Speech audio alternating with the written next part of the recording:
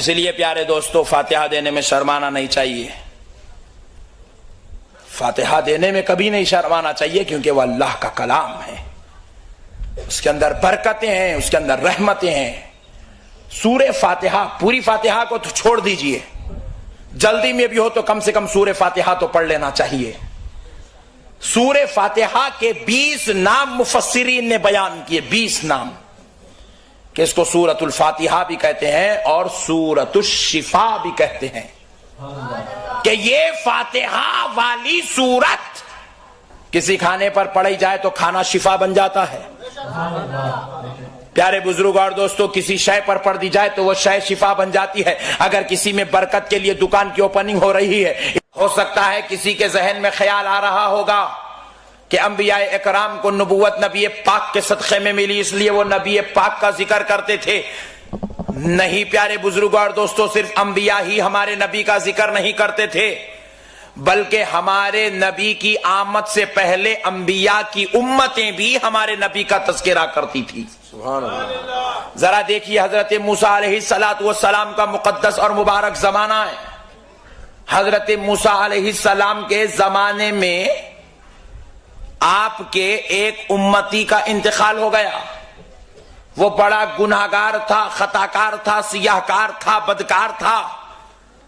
اس گناہگار اور خطاکار کے تعلق سے سارے لوگ، محلے اور شہر والے اس سے بدظن ہو چکے تھے، اور جب وہ وفات ہو گیا، جب وہ مر چکا، تو ساروں نے اعلان کر دیا تھا کہ کوئی اس کے جنازے میں نہیں جائے گا، کوئی اس کو دفن نہیں کرے گا، کوئی اس کو کفن نہیں پہنائے گا، بس اس کی لاش کو سڑنے کے لیے چھوڑ دیا جائے، کیونکہ یہ ہم پر بڑے ظلم و زیادتی کیا کرتا تھا، انتہائی درجے کا گناہگار ظالم انسان تھا۔ یہاں تک کہ لوگوں کے دل میں اس کی نفرت کے اس کے آخر جنازے والے مرحلے میں کوئی جانے کے لیے تیار نہیں تھا۔ کچھ دن تک وہ جس چوپائی پر لیٹا لیٹا مر گیا، بس اسی پر سڑا پڑا رہا، جسم سے بدبو آنے لگی۔ لوگوں نے کہا کہ بھائی جسم سے بدبو آ رہی ہے، آزو بازو کے رہنے والوں کا مسئلہ دشوار ہوتا جا رہا ہے، لہذا اس کو یہاں سے اٹھاتے ہیں اور لے جا کر کچرا کنڈی پر پھینک دیتے ہیں، جانور اسے کھا لیں گے تو یہ مسئلہ بھی حل ہو جائے گا۔ بڑی دور سے کھڑے ہو کر چوپائی کو راسی باندھ کر کھینچتے ہوئے لے آ کر کچرا کنڈی پر پھینک دیتے ہیں۔ اللہ رب العزت دیکھ رہا تھا، خالق کائنات دیکھ رہا تھا۔ مولا رب کریم نے حضرت موسیٰ علیہ السلام سے فرمایا، موسیٰ ذرا طور پر آؤ۔ حضرت موسیٰ طور پر تشریف لے جاتے ہیں تو رب کریم فرماتا ہے، موسیٰ ذرا سنو، فلاں کچرا کنڈی میں ہمارا ایک بندہ پڑا ہوا ہے، وہ سڑ رہا ہے، کوئی اس کے جنازے کے پاس نہیں آتا، کوئی اسے نہلاتا نہیں ہے، کوئی اسے کفناتا نہیں ہے۔ ہم ان کی آزمائش کر رہے تھے، وہ اپنی آزمائش سے گزر چکے۔ موسیٰ اب آپ کو ہم حکم دیتے ہیں، جاؤ ہمارے اس بندے کو اٹھاؤ اور اسے اٹھا کر اپنے گھر لے آؤ، اسے نہلاؤ، اسے کفناؤ، اسے بہترین مقام پر دفن کر دو۔ حضرت موسیٰ اللہ کے حکم پر گئے، جا کر دیکھتے ہیں موسیٰ علیہ السلام قریب جاتے ہیں، ساری قوم آ جاتی ہے، کہتی ہے موسیٰ یہ بڑا گندا انسان تھا، ظالم انسان تھا، گناہگار تھا، خطاکار تھا، آپ اس کے جنازے کے قریب نہ جائیے گا، آپ اللہ کے نبی، آپ ایسے حرکت ہرگز مت کریے گا۔ حضرت موسیٰ نے کہا، نادانو تمہاری بات سنوں یا خدا کی بات سنوں؟ میرے خدا نے حکم دیا ہے، میں اس کے ساتھ حسن سلوک کر ہی رہوں گا۔ حضرت موسیٰ اٹھائے، اسے گھر لے گئے، نہلا دھولا کر کفنا کر دفن فرما دیے۔ جب دفن کر کے مولا کے دربار حاضر ہوئے، پوچھنے لگے، مولا گناہگار بھی جس سے شرم آ جائے وہ اتنا بڑا ظالم تھا، گناہگار جس کی پناہ مانگے وہ اتنا بڑا گناہگار تھا، خطاکار جس سے منہ چھپا لے وہ اتنا بڑا خطاکار تھا، لیکن مولا تو نے اپنے نبی کو حکم دیا کہ اتنے بڑے ظالم کو کفنائے، اتنے بڑے ظالم کو نہلائے۔ مولا کیا بات تھی؟ تو رب جواب دیتا ہے، موسیٰ سنو، توریت کھولتا تھا، وہ برابر گناہگار تھا، خطاکار تھا، سیاہکار تھا، لیکن جب اپنے گھر میں توریت کھولتا تھا تو پڑھنا نہیں جانتا تھا، انگلی پھیرتا تھا، لیکن جہاں میرے محمد کا نام آتا تو توریت اٹھا کے چوم لیتا، کبھی سر پہ رکھ لیتا، نام محمد کی تعظیم کرتا تھا۔ تو میں نے سوچا جو میرے محمد کے نام کی تعظیم کرے وہ اتنا مفلس و لاچار کیسے ہو جائے، اس لیے ہم نے چاہا محمد کے نام کی تعظیم کرنے والے کو کوئی نہ کفنائے تو نہ کفنائے، اللہ کا نبی کفنائے گا اور دفنائے گا۔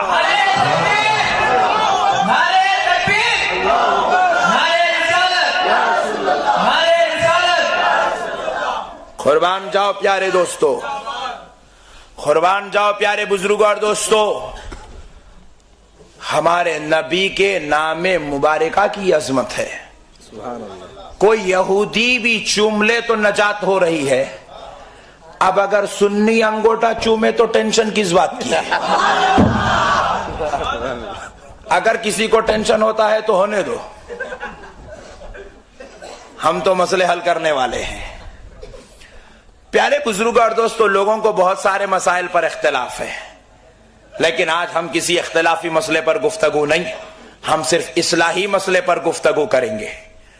ہم کڑپا کے ہر مسلمان کو یہ دعوت دیتے ہیں کہ وہ نبی کا سچا غلام بن جائے، وہ نبی کا عاشق بن جائے۔ خدا کی قسم آج دنیا دیکھ رہی ہے، نجات اگر کسی کو کہیں نصیب ہو سکتی ہے تو مصطفیٰ کی غلامی میں نصیب ہو سکتی ہے، اور کوئی دوسرا میدان آج باقی نہیں ہے۔ لوگ نیوکلیئر بنائے، دیکھ لی انگار لگ گئی،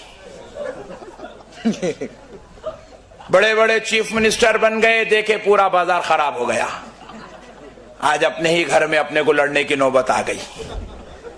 آپ سمجھ گئے تو گڈ، نہیں سمجھے تو ویری گڈ۔ پیارے بزرگوں اور دوستو، رب بتا رہا ہے نادانو، تم اپنے آپ کو سب کچھ مت سمجھو، میں تمہارا خدا ہوں۔ جو لوگ چند دنوں میں خدائی کا دعویٰ کرنے والے تھے، خدا نے ان کو ایسے جلا دیا کہ چہرہ تک نظر نہیں آیا۔ رب بتا رہا ہے نادانو، خدا میں ہوں، اور اگر نجات چاہتے ہو میرے جاہو جلال سے تو میرے مصطفیٰ کی کمبل میں چھپ جاؤ، میرے نبی کی رحمت میں چھپ جاؤ، تمہیں نجات نصیب ہو جائے گی۔ میرے پیارے بزرگوں اور دوستو، قربان جائیں ہمارے آقا کے مقام پر۔ دیکھیے حضرت اسحاق علی نبینا علیہ الصلوۃ والسلام کون ہے؟ آپ کو معلوم ہونا چاہیے کہ حضرت اسحاق حضرت ابراہیم کے بیٹے ہیں۔ حضرت اسحاق علیہ السلام کی امت میں اللہ نے 70,000 نبیوں کو پیدا کیا، آپ کی اولاد میں 70,000 پیغمبر پیدا ہوئے۔ حضرت ابراہیم علیہ السلام کے بیٹے اسحاق علیہ السلام ایک بار راستے سے گزر رہے ہیں، ایک معذور شخص اپنی بنڈی پر بیٹھا ہوا ہاتھوں سے اپنے جسم کو گھسیٹتا ہوا آگے بڑھ رہا تھا۔ اس نے حضرت اسحاق کا گزر ایک دوسری گلی سے دیکھا تو چلا اٹھا، یا محمدہ یا محمدہ۔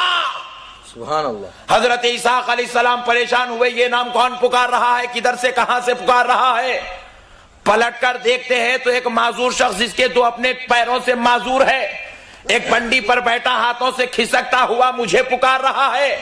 حضرت اسحاق دوڑے دوڑے اس کے قریب آئے اور آ کر کہنے لگے، اے پکارنے والے ذرا بتا تو صحیح تو نے مجھے کس نام سے پکارا ہے؟ کہا کہ میں آپ کو محمد کے نام سے پکار رہا ہوں۔ کہا تجھے کیسے معلوم کہ میرا نام محمد ہے؟ تو کہا سنو، میں نے پچھلے نبی کی کتاب میں پڑھا تھا محمد ایک ایسی ذات آئے گی جب وہ چلیں گے تو راستے سے خوشبوئیں مہکا کریں گی۔ قیامت کے قریب ایک ایسی ذات آئے گی جب وہ چلیں گے تو ان کے چلنے پر ابر ان کا سایہ کرے گا، وہ جب راستے سے گزریں گے تو سارے راستے مہک اٹھیں گے۔ میں تم کو دیکھ رہا تھا، راستہ مہک رہا تھا تو مجھے یاد آیا، ہو سکتا ہے کہ وہ محمد تم ہی ہو۔ حضرت اسحاق نے کہا سن سن، میں محمد نہیں ہوں، ہاں کاش اگر میرا رب مجھے محمد کے گھوڑے کی نال بنا کے پیدا کرتا تو بہتر ہوتا۔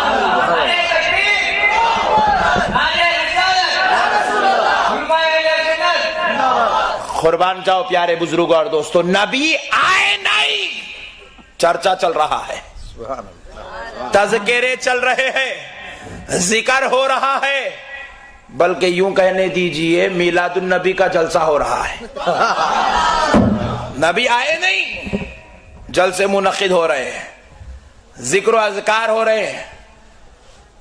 दुनिया के सारे लोग शादी तो कर लेते हैं, मालूम भी है नबी की सुन्नत है, नबी से जो जो लेना था अच्छे अच्छे चीजें ले लिए, टोपी अच्छी दिखी ले लिए, शमला अच्छा दिखा ले लिए, दाढ़ी अच्छी दिखी ले लिए, पूरे मूंछ काटने का नहीं है मगर समझ में आ काटना वो भी ले लिए।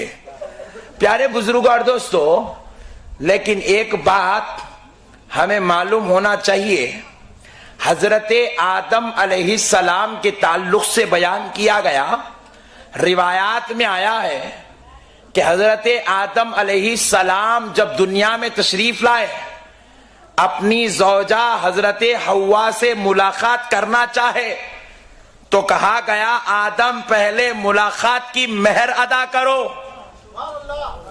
आदम पहले मुलाकात की मेहर अदा करो, मुआवजा अदा करो। हजरत आदम ने पूछा मौला क्या मुआवजा दूं, ऐ परवरदिगार क्या मुआवजा दूं? कहा क्या तुम्हारे पास बेहतरीन चीज है, मुआवजा दे दो। हजरत आदम ने कहा ए अल्लाह तू खुद फरमा दे, मैं वो मुआवजा देने के लिए तैयार हूं, वो मेहर बांधने के लिए तैयार हूं। कहा आदम तुम्हारे पास कुछ नहीं है, लेकिन हाँ अगर कुछ दे सकते हो तो इतना दे दो कि अपनी हव्वा से मिलने से पहले मुस्तफा पर 100 बार दरूद का नजराना दे दो। आदम अलैहिस्सलाम मेहर बन रहे हैं तो जिक्र मुस्तफा का हो रहा है। कुर्बान जाओ प्यारे बुजुर्गों और दोस्तों, ये हमारे नबी का मुकाम है। अल्लाह ने कैसी शान से हमारे प्यारे आका को दुनिया में मबऊस फरमाया कि प्यारे बुजुर्गों और दोस्तों, अंबिया अला नबीना अलैहिमुस्सलातु वस्सलाम हमारे नबी की उम्मत में पैदा होने की तमन्नाएं और आरज़ुएं किया करते थे। अरे हद तो यह है, इससे बड़ी बात और इससे बड़ी शान क्या हो सकती है कि नबी तो नबी, गुलामों की किस्मत का आलम देखो, नबी की उम्मत में पैदा होने वाले दीवानों की किस्मत का आलम तो देखो। हजरत ईसा अलैहिस्सलाम को अल्लाह ने आसमानों में उठा लिया, हजरत ईसा अलैहिस्सलाम आसमान में उठा लिए गए, महशर के करीब, क़यामत के करीब हजरत ईसा अलैहिस्सलाम को फिर से दुनिया में मबऊस किया जाएगा। ईसा अलैहिस्सलाम नबी बनकर तशरीफ लाएंगे, लेकिन ईसा अलैहिस्सलाम अपनी नबूवत नहीं मनवाएंगे, अपनी रिसालत की तालीम नहीं देंगे, बल्कि ईसा अलैहिस्सलाम अपने रसूलुल्लाह के उम्मतियों के बीच में आकर रसूलुल्लाह की शरीयत की दावत देंगे, इस्लाम की दावत देंगे, लोगों को कलमा पढ़ाएंगे, ला इलाहा इल्लल्लाह ईसा रूहुल्लाह का नहीं, ला इलाहा इल्लल्लाह मुहम्मदुर रसूलुल्लाह पढ़ाएंगे। और जरा सुनो, इससे बड़ी किस्मत इस गुलामों की और क्या हो सकती है। ईसा अलैहिस्सलाम जब आएंगे तो काबतुल्लाह में जाहिर होंगे, फजर की नमाज हो रही होगी, मेरे आका का गुलाम फजर की नमाज के लिए मुसल्ले इमामत पर जा चुका होगा। ईसा अलैहिस्सलाम आएंगे, कोहराम मचेगा, इमाम पीछे हटना चाहेगा ताकि ईसा को आगे बढ़ा दूं, तो हजरत ईसा फरमाएंगे नहीं नहीं, मैं आज तुझे मुख्तदी बनाने के लिए नहीं, मुस्तफा के गुलाम की इख्तिदा करने के लिए तशरीफ लाया। कुर्बान जाओ प्यारे दोस्तों,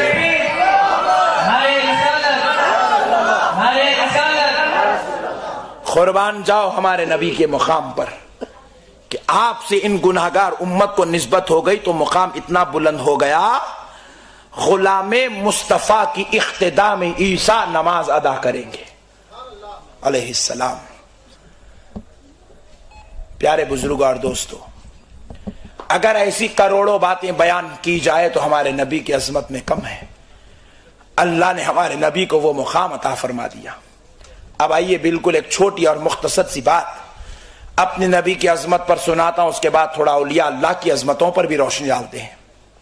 देखो, हमारे नबी का नाम है मुहम्मद सल्लल्लाहु अलैहि वसल्लम।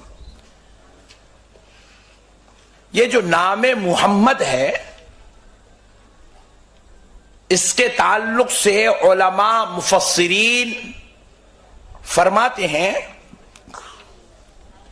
कि नाम मुहम्मद का माना ایسی ذات جس کی حد سے زیادہ بار بار تعریف کی جائے. کہہ دو سبحان اللہ. محمد ایسی ذات کو کہتے ہیں جن کی حد سے زیادہ بار بار تعریف کی جائے. جس ذات کی حد سے زیادہ تعریف ہو اور بار بار تعریف ہو اس ذات کو محمد کہتے ہیں.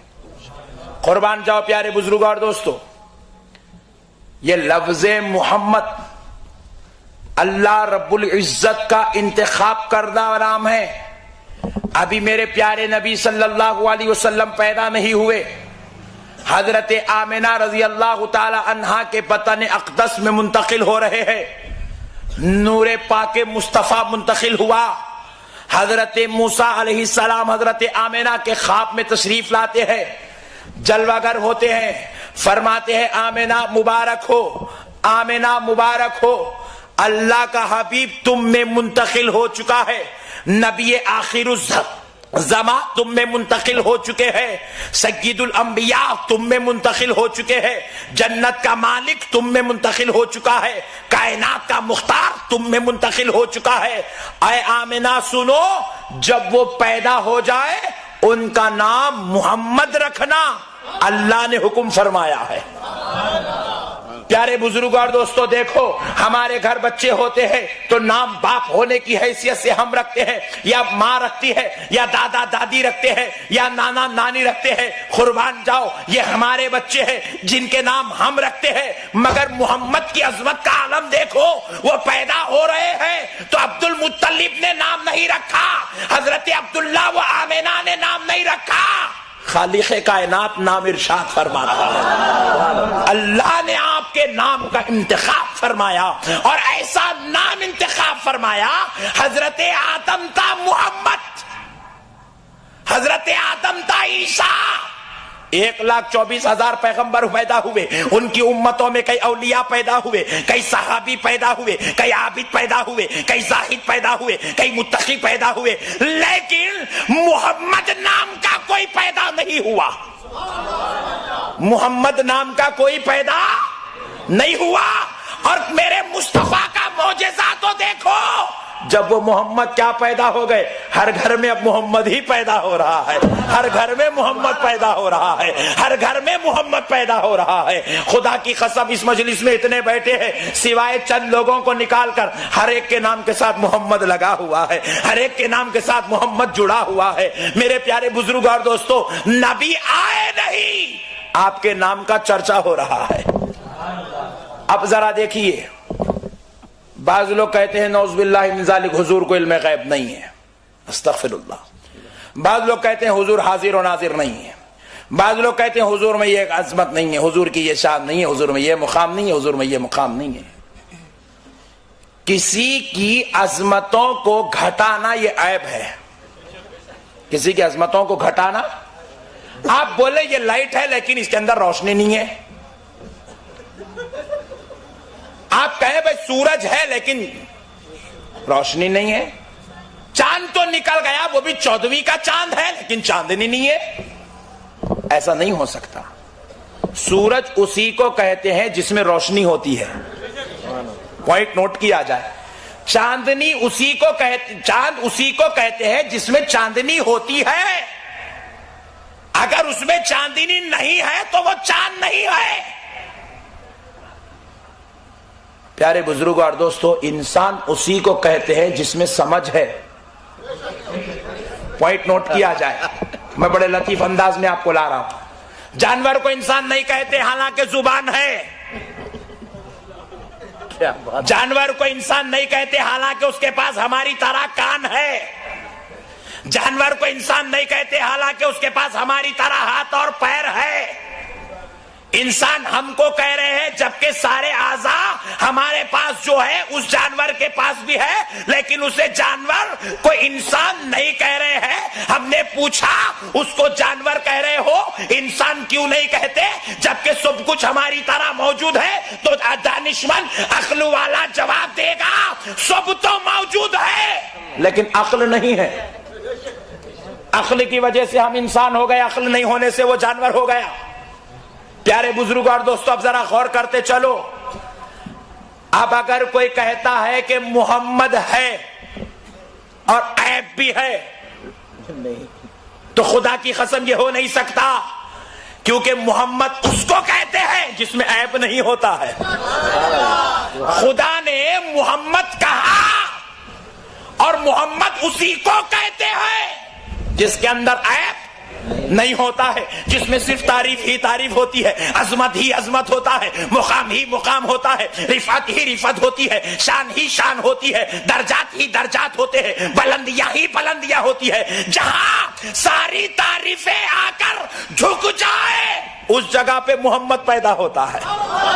نعرے تکبیر، نعرے رسالت، علماء اہل سنت، نعرے تکبیر، نعرے رسالت۔ اور پیارے بزرگوں اور دوستو، ذرا غور کیجئے گا، اللہ کہہ رہا ہے محمد بے عیب ذات جو صرف تعریف کے لیے پیدا کی گئی ہے۔ اب ذرا دیکھیے، محمد کا معنی ہے جس کی حد سے زیادہ بار بار تعریف کی جائے۔ اللہ کہہ رہا ہے تعریف کی جائے۔